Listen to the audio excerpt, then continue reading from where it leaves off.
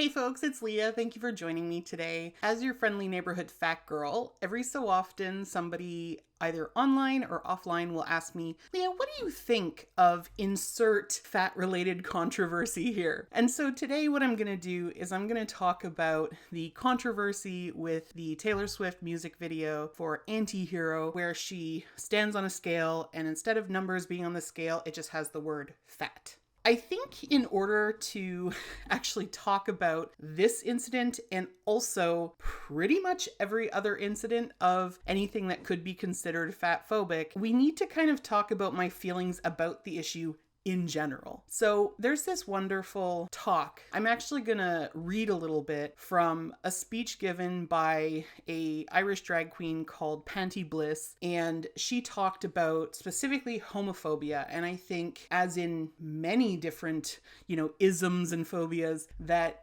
we can really apply a lot of theory or like the background of these types of discriminations and misconceptions and oppressions and so on. We can apply a lot of that background to a lot of different identities. And so you may have a really brilliant idea about how racial oppression works that actually is really, really helpful to think about disability justice or something. And so I want to talk about what Panti said in her speech. I think it was a brilliant speech. I really encourage you to watch it in full. I'm going to link to the video. It is on YouTube. It would be really helpful for me to kind of quote a bit from the talk to support sort of my own feelings around discrimination against fat people. So she talks about homophobia because that's something that she knows about. She says, have any of you ever been standing at a pedestrian crossing when a car goes by and in it are a bunch of lads and they lean out the window as they go by and shout fag and throw a milk carton at you? Now, it doesn't really hurt. I mean, after all, it's just a wet carton. And in many ways, they're right. I am a fag. So it doesn't hurt, but it feels oppressive. And when it really does hurt is afterwards, because it's afterwards that then I wonder and worry and obsess over what it was about me. I mean, what did they see in me? What was it that gave me away? And I hate myself for wondering that. It feels oppressive. And the next time that I'm standing at a pedestrian crossing, I hate myself for it, but I check myself to see what it is about me that gives the gay away. She goes on to say, have any of you ever come home in the evening and turned on the television and there's a panel of people, nice people, respectable people, smart people, the kind of people who probably make good neighborly neighbors, the kind of people who write for newspapers. And they're all sitting around and they are having a reasoned debate on television, a reasoned debate about you, about what kind of person you are, about whether or not you're capable of being a good parent, about whether you want to destroy marriage, about whether or not you're safe around children. And even the nice TV presenter lady that you feel is like almost a friend because you see her being nice on TV all the time, even she thinks it's perfectly okay that they're all having this reasoned debate about you, about who you are, and about what rights you deserve or don't deserve. And that feels oppressive. She continues, have you ever gone into your favorite neighborhood cafe with the paper you buy every day? And inside is a 500-word opinion written by a nice middle-class woman, and she's arguing over 500 words so reasonably about whether or not you should be treated less than everybody else. And when you read that, and then the woman at the next table stands up and excuses herself to squeeze by you and smiles at you, and you smile back, and you nod, and you say, no problem, and inside you wonder to yourself, does she think that about me too? And that feels oppressive. And you go outside and you stand at the pedestrian crossing and you check yourself, and I hate myself for that. 3 weeks ago, I was on the television and I said that I believe that people who actively campaign for gay people to be treated less or treated differently are, in my gay opinion, homophobic. Now, some people took great exception to that characterization, and they threatened legal action against me. And for the last 3 weeks, I have been lectured to by heterosexual people about what homophobia is and about who is allowed to identify it. Straight people have lined up to tell me what homophobia is and to tell me what I am allowed to feel oppressed by. People who have never experienced homophobia in their lives, people who have never checked themselves at a pedestrian crossing, have told me that unless I'm being thrown into prison or hurled onto a cattle truck, then it is not homophobia. And that feels oppressive. And so now Irish gay people, we find ourselves in this ludicrous situation where we are not only not allowed to say publicly what we feel oppressed by, we're not even allowed to think it. And for the past 3 weeks, I've been denounced from the floor of the Erectus to newspaper columns to the seething morass of internet commentary. I've been denounced for using hate speech because I dared to use the word homophobia. But let me just say that it's not true, because I don't hate you. I do, it is true, believe that almost all of you are probably homophobes, but I'm a homophobe. I mean, it would be incredible if we weren't. I mean, to grow up in a society that is overwhelmingly and stiflingly homophobic and to somehow escape unscathed would be miraculous. So I don't hate you because you're homophobes. I actually admire you. I admire you because most of you are only a bit homophobic. And to be honest, considering the circumstances, that is pretty good going. But I do sometimes hate myself. I hate myself because I fucking check myself when standing at pedestrian crossings. And sometimes I hate you for doing that to me. As I say, I really encourage you to watch the original. It's a very powerful speech. She's very, very well spoken. She's clearly very, very bright. She's given a lot of thought to this. She sort of describes herself as an accidental gay rights activist. I mean, I think she's not giving herself enough credit. She's absolutely brilliant. I think sort of the key piece here is this idea that we live in what she calls, when talking about homophobia, a society that is overwhelmingly and stiflingly homophobic, and to somehow escape unscathed would be miraculous. I feel this way about fatphobia. I think that we live in this sort of stew of just like everywhere we go, it's, assumptions about how we should all want to look. All of these magazines, TV shows, advertisements, everything that we see portraying people in this ideal of what we're supposed to want for ourselves. All of this sort of virtue signaling around health and wellness,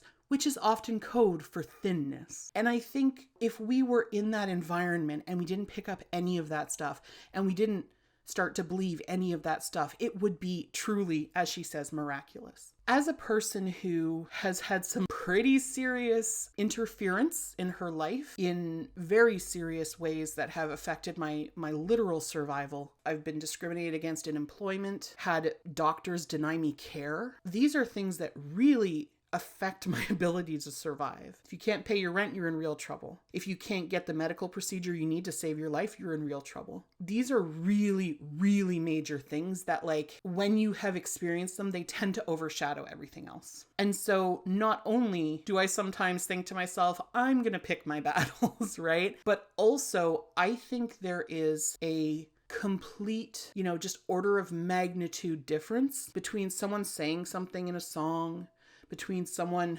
making an offensive tweet, etc., and someone who holds power over you, like a hiring manager, like a doctor, just completely not allowing you to live your life, standing in the way of your survival. I think that's really just a complete different category of fatphobia. It's structural fatphobia. It's baked into the systems that we live in. So I just wanted to preface that, we're going to talk today about Taylor Swift. I don't care who we're talking about. There was someone asked me about a Lizzo thing. Someone asked me about something with Cardi B.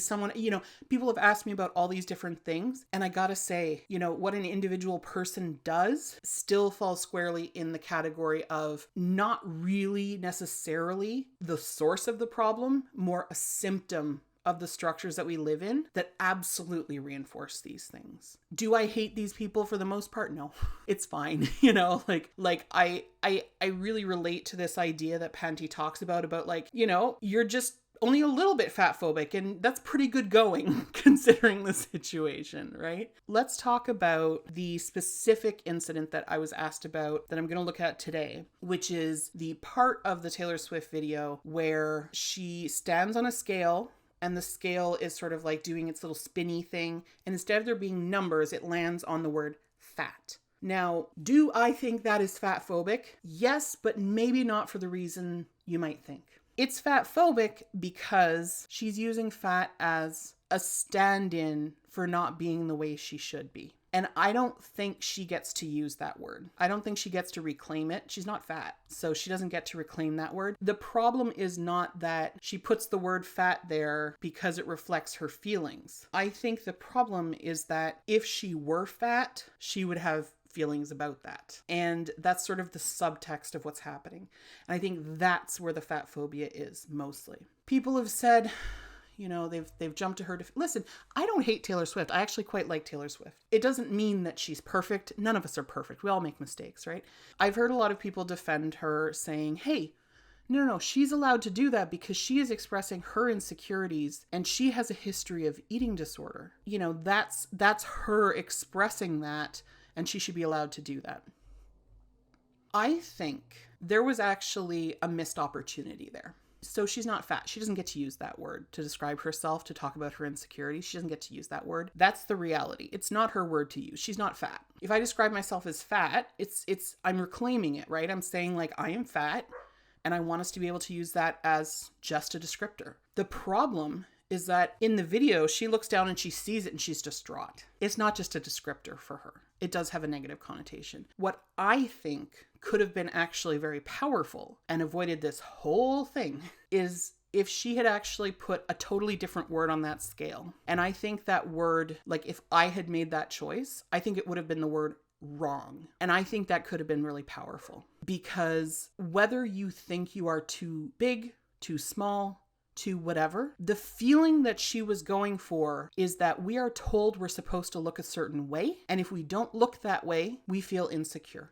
I think it would have been actually really powerful for her to put something like wrong or unacceptable instead of the word fat, because it doesn't matter who you are then. Because let me tell you something, it's not just fat people who are told there's something wrong with their bodies. There are tons of people. There are people of color are told that they're not beautiful because their skin's too dark, for example.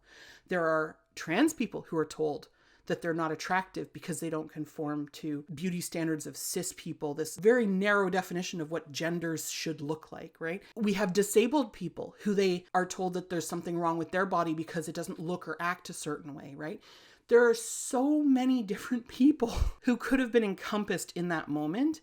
And I think, honestly, that was a missed opportunity. I'm not her. She made the decision that she made. That's fine. I don't think she should have put that word. And to her credit, she changed it. For anyone who doesn't know, the current official version of the video, if you go to her YouTube channel, her official video currently has a different scene in place of what was originally there, or a different cut, I guess. And instead of it turns and it lands on the word fat, shows one version of her standing on the scale from a distance, it shows this, and another version leaning over the scale and kind of being like, I don't approve of that. Honestly, I think that's a lot more powerful. I think it's a lot more powerful because now she can encompass the experience of so many people. It's not just about pretty skinny girls who have eating disorders now, right? That's the thing. It was such a narrow experience to begin with. And I think it actually has really expanded now that she's changed it. And she changed it because she realized it was hurting people. And I think we have to give people credit for that. You can tell somebody, hey, you did this thing that hurt me. And they could be like, I don't care. Right? We see this all the time. People are like, I don't care. Suck it up. And to her credit, she didn't do that. She said, oh, okay. Well, let's fix it. And she did. I think we need to acknowledge when people do the right thing and they recognize that they do hold a lot of power and they recognize that the message they're trying to send is not what is being sent, and they update it. That's all she could do. And I commend her for that. And I commend anybody for going in and changing things that they realize after the fact are communicating something that they don't believe in. So that's pretty much my feelings about the situation. She did the right thing by updating it. I do think that the initial decision was a poor one. I don't want to hear people tell me about body dysmorphia because there's perception and there's reality. Nobody is treating Taylor Swift like a fat person. In order to actually have your survival interfered with all of these different things, you need to actually be perceived that way by other people. I understand that she has her insecurities, all that stuff. A lot of people do. It's not the same as actually being fat and being allowed to claim that word. This is a very, very specific identity. And if you don't wear it on your body, and if you don't have that history, then you are not that thing.